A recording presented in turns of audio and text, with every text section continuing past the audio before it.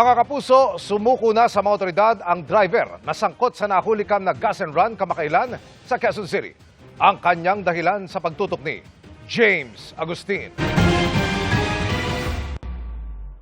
Ilang araw matapos ang nakunan sa CCTV na insidente ng gas and run sa isang gasolinahan sa Barangay Bahay Toro, Quezon City, kung saan tinakbuhan ng driver ang pampatenda at hindi binayaran ng 1,500 pesos na ipinakargang gasolina. Sumuko na ang 38 anyo sa driver. Pasado alas 9 kagabi nang dumating sa Quezon City ang driver na galing sa Nueva Ecija.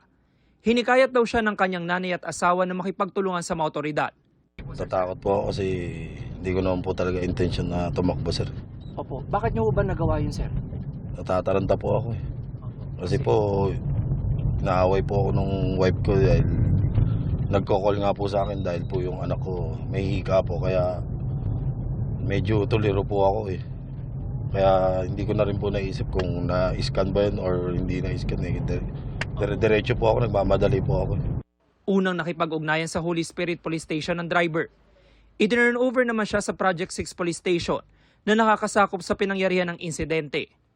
Sa police station, nagkaharap ang driver at 20 anyos na pampatenda. Todo ang pagsisisi ng driver. Gusto ko pong humingi ng tawad sa kanya para lang po sa mga anak ko kasi naghahanap buhay po ako eh. May sakit po talaga yung kambal kong anak na hika po. Willing naman po ako magbayad, sir, kung yung danyos po na nagawa ko sa kanya.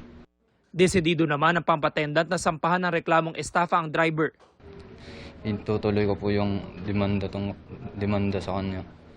Kasi nga po, nagtatrabaho lang po ako ng maayos, tapos ganun pa yung mangyayari. Gusto ko lang po na, sir, lumaban po kayo ng patas. Kasi ako nga po, nagtatrabaho ko ng maayos, galing pa akong probinsya.